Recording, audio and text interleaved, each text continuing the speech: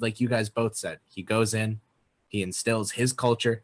As you might have seen from their offense, second half of the year and really the end of the season and the postseason and on, Brady's kind of directing traffic out there a fair amount too.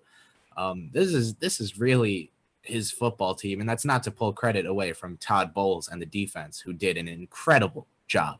Like, wow, did they contain that oh so explosive Kansas City offense?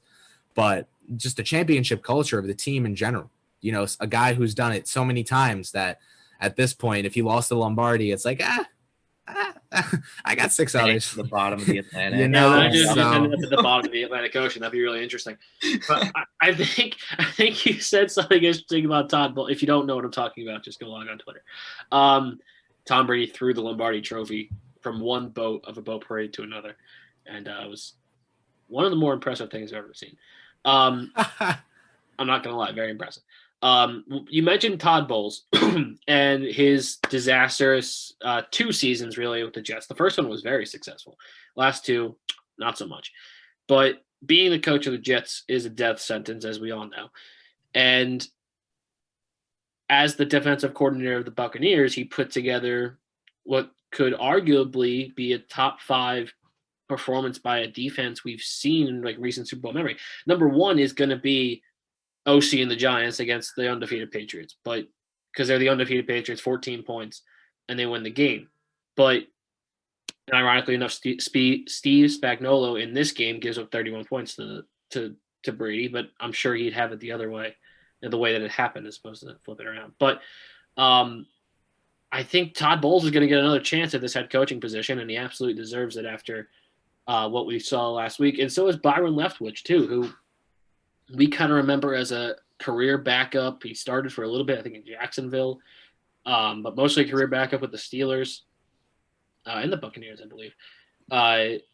In the NFL, he played at Marshall, and that's about it, and kind of disappeared. And then he shows up on Bruce Arians' staff in Arizona a couple of years ago, and now all of a sudden he's got a Super Bowl ring on his finger. He's going to end up being a head coach in the short future, and one of them probably taking over for Bruce Arians when he inevitably retires in the next, say, 2 to 3 years. So I think that those are 2 guys who we're going to, and obviously Eric Bieniemy, we know about him. We've talked about him at length. But in the Eric Bieniemy conversation, we have conversations about diversity in the NFL and the lack of black head coaches. Now you have 2 guys on the same team on different sides of the ball who have proven that they can do this at a very high level and are wearing Super Bowl rings. And they're going to get head coaching looks. There's no doubt about that. Yeah, absolutely. And just as another throwback to that Tiki interview, he mentioned some of the flaws in the head coaching hiring process. And we can sit here and scratch our heads. Why are these guys not getting jobs? And there's a huge part of that is the NFL's diversity problem. And another component of that is, how do you go from getting a team as a coordinator to win an NFL championship and then within weeks put together an entirely different coaching staff with a different team? You know, we see guys like Josh McDaniels with the Patriots not always getting that head coaching offer because he's making deep runs in the playoffs. And unfortunately, it would be a shame to see Bieniemy and Todd Bowles suffer from that same issue as guys that just do their job super well and take their teams into deep playoff runs. Yeah. The recent, additions in terms of the rule book and just not even rules, but more the incentives to hire more diverse head coaches should certainly result in a greater percentage of just diversity, a greater apparent, diversity being more apparent in the league. And we always say it's not there's always people responding, oh, well, it's about hiring the best person for the job. And it's about hiring.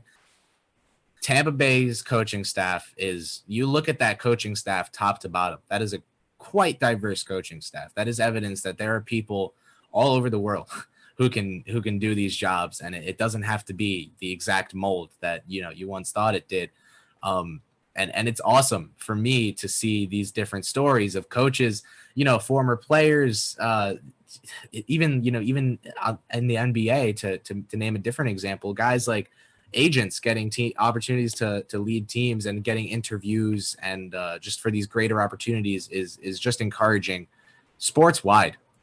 Just to find that we're finally starting to see some of the diversity in these positions that we've been waiting for a while. Yeah, I couldn't agree more. And I think that these guys will definitely be head coaches, all three of them, to be honest. I think there's a chance that one of those two guys in Tampa takes over for Arians, and there's a chance that Bieniemy takes over for Reed at some point. Reed's a little bit younger. He's in his early 60s, and Arians is in his late 60s. But those guys could certainly retire pretty soon. And the odd man out in Tampa, whether it's Leftwich or Bulls, especially if it's Leftwich, I think, who is unproven as a head coach and has put together a great offense, would get a lot of good looks. And we'll see how that pans out. But we said that about Bieniemy 3 years ago, and he's still the offensive coordinator for Kansas City. So who knows? Unless somebody else knows something we don't know about Andy Reid and his contract status and his potential, and if he retires, I don't know. I don't want to speculate, but that's, to me, the only reason Eric Bieniemy isn't a coach is what you said, Jack, that he keeps going deep into the playoffs, or that Andy Reid is going to retire.